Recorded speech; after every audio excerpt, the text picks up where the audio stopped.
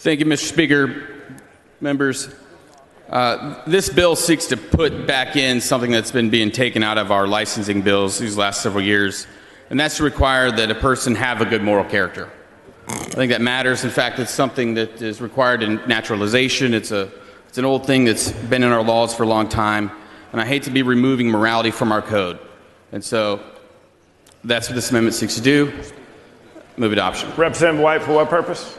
I have a question for the gentleman. Will the gentleman yield for questions? Yes. The gentleman yields. Yes, so Representative Cain, what does that mean, a good moral character? Mm-hmm. How would a bureaucrat, that's what we usually call them, how would a bureaucrat,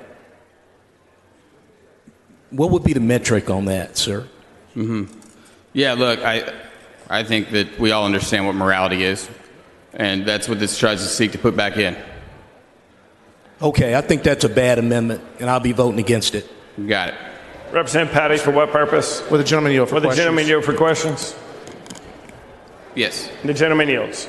Thank you, Mr. Cain, and you and I have had some discussions, and I appreciate the conversation we've had on this, and I explained to you, did I not, that this is something that's been happening for some time now with sunset process as these come up.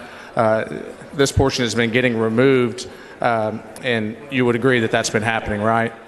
Part of the problem here, and I think there's actually Supreme Court statute to speak to this that we could get for you, and I think Mr. Krause just received a copy of that.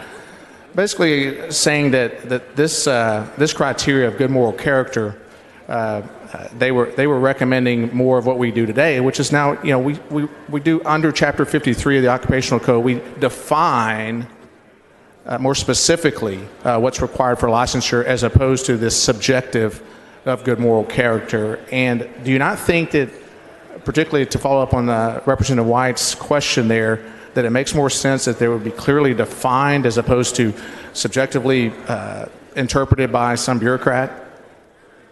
I think that we need to sometimes put and strive for good virtue and morality and good character in our codes.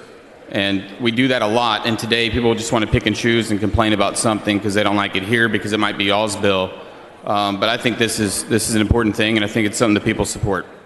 So, being that you would agree that it's pretty subjective to say good moral standard, but there's no definition that could be cited necessarily to tell me exactly what that is. Would you agree with that? Well, I can see your point, but I do think there's objective morality as well. Right. So theoretically, given that there's no definition, some bureaucrat or some board could determine whatever they think good moral character is. Could be something as silly as, I don't think you have good moral character because you've been divorced. Mm-hmm. Yeah. I mean, what would prevent someone from just picking any number of things to say, well, we don't necessarily agree because, maybe your belief and I would agree with. I mean, well, thankfully there's a board that makes that decision, so it's not just in the capriciousness of one man. But I think we'd all think that people who are working in our funeral homes and things and around these families and the other things they work around should be people of good moral character. And look, I'm open to accepting an amendment. If you'd like to define moral character, we can talk about that. But for now, are you done asking questions? But the problem would be that we could have 150 opinions of what good moral character is in this body, because it would be what you believe is good moral character, what I believe is good moral character, Representative Huberty, any number of people could define that. And the fact that it would not be defined, I think we're opening ourselves up to a very subjective discussion with no real basis and whether or not it's true good moral character as you would define it or I would define it. Yeah, those are great points, but that's why there's a board, so it's not stuck on a single person's opinion. So, but thank you. I appreciate your opinion, Mr. Cain, but I certainly would urge folks to oppose the amendment.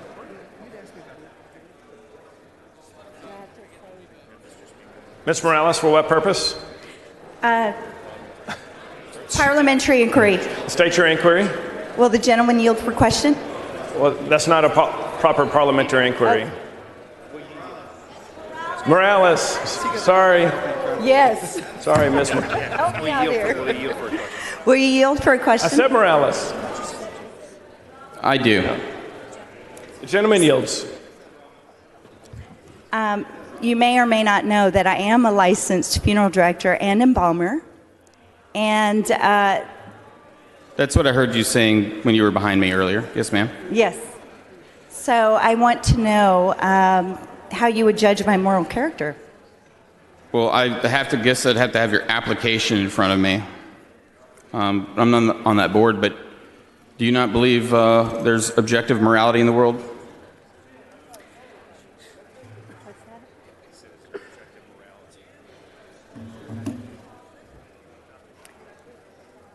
I don't understand. I don't understand your amendment. Okay. Well, we're doing something that's in a lot of licensing laws, which is to require the person to be of at least 18 years of age, have good moral character, and have graduated from an accredited high school, passed an examination prescribed by the TEA, graduated from an accredited school or college of mortuary science. These are things that we've had in our laws for a really long time. In fact, in order to be a naturalized U.S. citizen, you have to be a person of good moral character. Yes. And when do you have to have moral character? Man, I'm going to say you're going to have moral character when you apply. That's what the bill says, right? An applicant must have good moral character. So we'd say at the time of applying. So it's on the day that you make the application?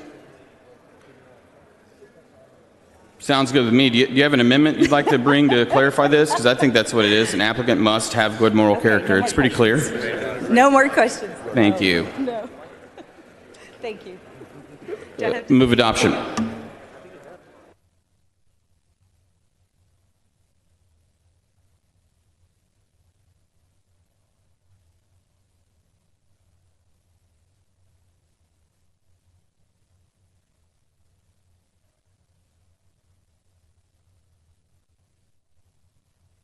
The chair recognizes Representative Thompson to speak in opposition to the amendment.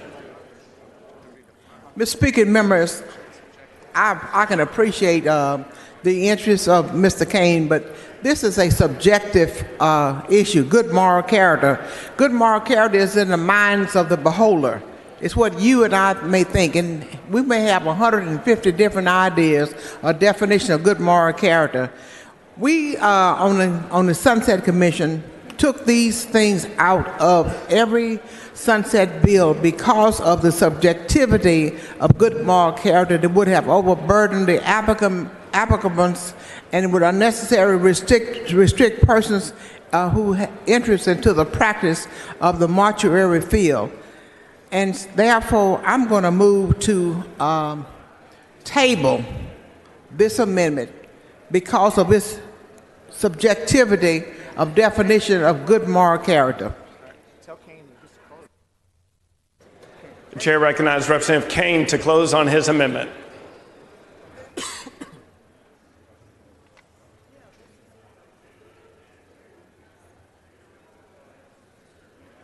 Since the motion to table has been made, I believe you should vote red for morality. No, I thank you for this. Let's put morality back in our law. Let's vote. Representative Dutton, for what purpose? Would the gentleman Does the yield? gentleman yield for questions?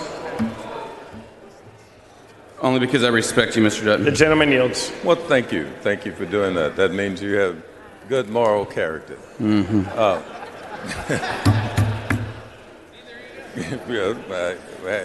Well, I was trying to figure out whether or not I'll be for this or against it, but I couldn't figure out what you intended to mean by moral character. Mm-hmm.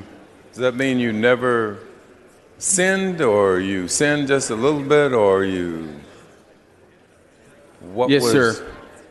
Well, I think this is the way that word is it's something that you're seeking to attain, right? And Right.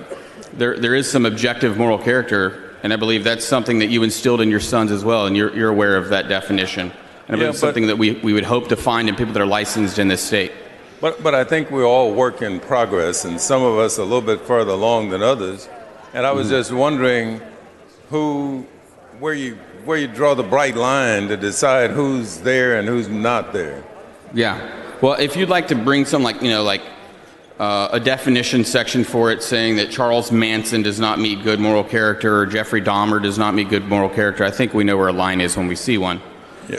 Could you draw the line and say, if you get elected to the legislature, you obviously have good moral character? Yeah, no, that's why that's not there for us. Okay, all right. We're still politicians. Thank you, Ms. Cain. Thank you. I close. Representative Cain sends up an amendment.